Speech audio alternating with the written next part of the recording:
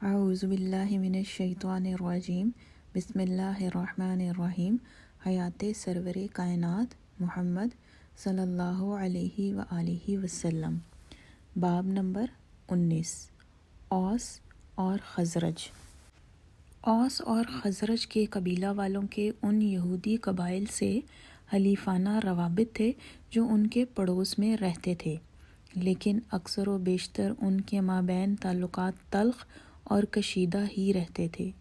اس کی بڑی وجہ یہ تھی کہ موحد یعنی توحید کے ماننے والے یہودی اپنے آپ کو خدا کی برگزیدہ یعنی پسندیدہ قوم سمجھتے تھے اور مشرک عربوں کو حقارت کی نگاہ سے دیکھتے تھے، حالانکہ عددی برتری یعنی تعداد میں زیادہ ہونے کے سبب ایک خاص حد تک انہیں ان کی عزت و تکریم بھی کرنی پڑتی تھی۔ یہودیوں کے بارے میں مشہور تھا کہ وہ مایوسی اور جھنجھلاہٹ کے لمحات میں کہا کرتے تھے، ایک نبی کی بعثت کا وقت قریب آن لگا ہے، اس کا ظہور ہونے دو، ہم تمہیں ویسے ہی قتل کر دیں گے جیسے عاد اور ارم قتل کر دیے گئے۔ اور جب ان کے ربیوں اور کاہنوں سے دریافت کیا جاتا کہ کدھر سے وہ نبی آئے گا تو یمن کی سمت اشارہ کرتے، ان کے لیے وہی سمت مکہ کی بھی تھی۔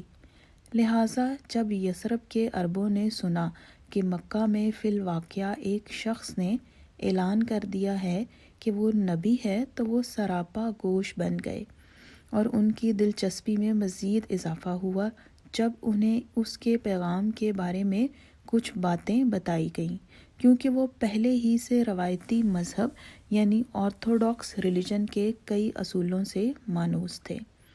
نسبتاً زیادہ دوستانہ لمحات میں یہودی اکثر خدا کی وحدانیت اور انسان کے آخری انجام کی بات کیا کرتے تھے، اور وہ آپس میں ان سوالات پر بحث و تمحیص بھی کرتے تھے۔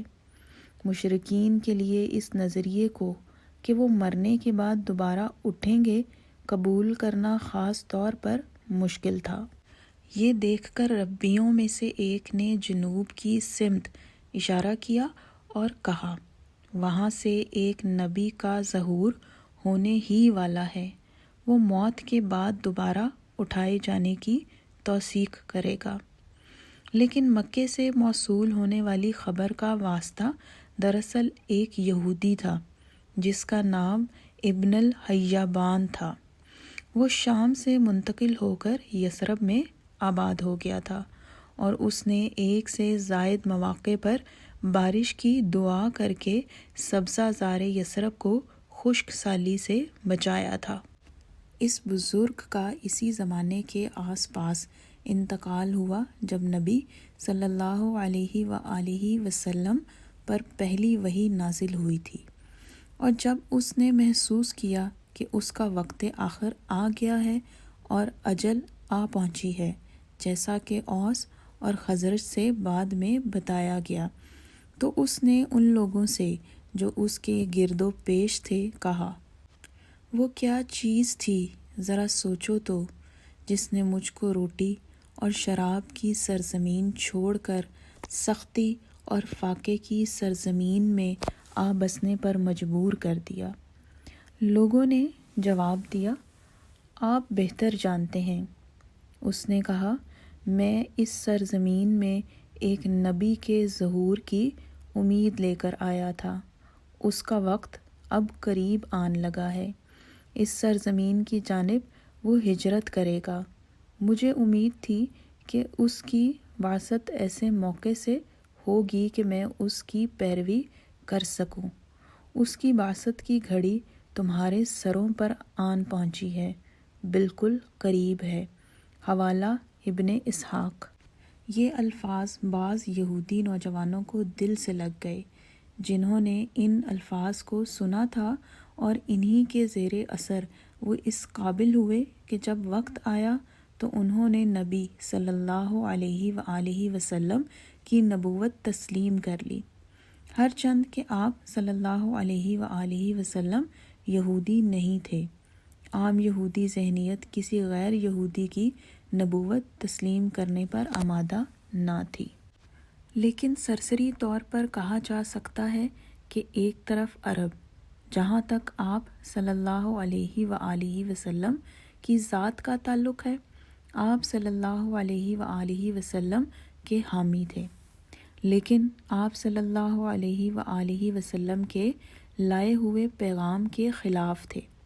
دوسری جانب یہودی پیغام کے حامی تھے، لیکن شخصی حیثیت سے آپ صلی اللہ علیہ وآلہ وسلم کے خلاف تھے۔ استدلال یہ تھا کہ ایسا کیوں کر ہو سکتا ہے کہ خدا کسی ایسے شخص کو نبی بنا کر بھیجے جو برگزیدہ قوم سے تعلق نہ رکھتا ہو۔ اس تمام کے باوجود جب زائرین نبی کی خبر یثرب لائے تو یہودی نہ چاہتے ہوئے بھی دلچسپی لینے سے اپنے آپ کو روک نہ سکے، اور اب بڑے اشتیاق کے ساتھ زائرین سے مزید تفصیلات کے طالب ہوئے۔ اور جب نخلستان کے عربوں کو ان کے اشتیاق کی بھنک لگ گئی اور انہوں نے دیکھ لیا کہ پیغام کی توحیدی نوعیت نے کیوں کر ربیوں کی دلچسپی کو 10 گنا بڑھا دیا ہے، تو ہو ہی نہ سکتا تھا کہ وہ متاثر نہ ہوتے، جیسا کہ خود خبر لانے والے متاثر تھے۔ ان تمام باتوں سے قطع نظر قبیلہ خزرج کو معلوم تھا کہ اس شخص سے جو نبوت کا دعوے دار ہے ان کا رشتہ داری کا گہرا تعلق ہے۔ وہ اپنی ماں کے ساتھ بچپن میں اور اس کے بعد بھی ایک سے زیادہ بار یثرب آ چکا ہے۔ رہا اوس کا معاملہ تو ان میں کے ایک ممتاز شخص ابو قیس نے مکہ کی ایک عورت سے شادی کر لی تھی جو ورقہ اور خدیجہ رضی اللہ تعالی عنہا کی پھوپھی تھی۔ ابو قیس اپنے سسرال والوں کے یہاں اکثر قیام کر چکا تھا اور وہ نئے نبی کے بارے میں ورقہ کی رائے کا احترام کرتا تھا۔ ان سارے عوامل نے، جس کو زائرین اور مکہ سے دوسرے آنے والوں کے مسلسل بیانات سے تقویت اور تائید مل رہی تھی، اب یثرب کے لوگوں پر اثر انداز ہونا شروع کر دیا تھا، لیکن وقتی طور پر ان کی تمام تر توجہ خود اپنے بعض اندرونی مسائل پر مرکوز تھی۔ اوس اور خزرج کے 2 افراد کے مابین ایک جھگڑے نے جو خون ریزی پر ختم ہوا تھا، بتدریج دونوں قبیلوں کے زیادہ سے زیادہ خاندانوں کو اپنی لپیٹ میں لے لیا تھا، یہاں تک کہ یہودی بھی ایک یا دوسرے فریق کے ساتھ جڑ گئے تھے۔ 3 جنگیں اب تک ہو چکی تھیں، لیکن بجائے اس کے کہ ان سے آتش عناد یعنی دشمنی کی آگ سرد پڑتی اور یہ فیصلہ کن ثابت ہوتی، انہوں نے لوگوں کو مزید مشتعل کر دیا تھا اور انتقام کی طلب میں شدت پیدا کر دی تھی۔ ایک چوتھی لڑائی وسیع تر پیمانے پر ناگزیر یعنی لازمی طور پر نظر آ رہی تھی، اور در حقیقت یہی پیش نظر تھا کہ اوس کے سرداروں کو ایک وفد مکہ بھیجنے کا خیال پیدا ہوا تاکہ خزرج کے خلاف قریش سے مدد طلب کریں۔ ابھی وہ قریش کے جواب کا انتظار ہی کر رہے تھے کہ نبی صلی اللہ علیہ وآلہ وسلم ان کے پاس تشریف لائے۔ آپ صلی اللہ علیہ وآلہ وسلم نے ان سے دریافت فرمایا، کیا جس چیز کے لیے وہ آئے ہیں اس سے کوئی بہتر بات وہ پسند کریں گے؟ انہوں نے سوال کیا، وہ بات کیا ہو سکتی ہے؟ آپ صلی اللہ علیہ وآلہ وسلم نے ان کو اپنے مشن اور اس دین کے بارے میں بتایا جس کی تبلیغ کا آپ صلی اللہ علیہ وآلہ وسلم کو حکم دیا گیا تھا۔ بعد ازاں آپ صلی اللہ علیہ وآلہ وسلم نے قرآن کا کچھ حصہ تلاوت کر کے انہیں سنایا، اور جب آپ صلی اللہ علیہ وآلہ وسلم نے تلاوت ختم فرمائی تو ایاس ابن معاذ نامی نوجوان پکار اٹھا، لوگو، بخدا یہ اس سے کہیں بہتر ہے جس کے لیے تم آئے ہو۔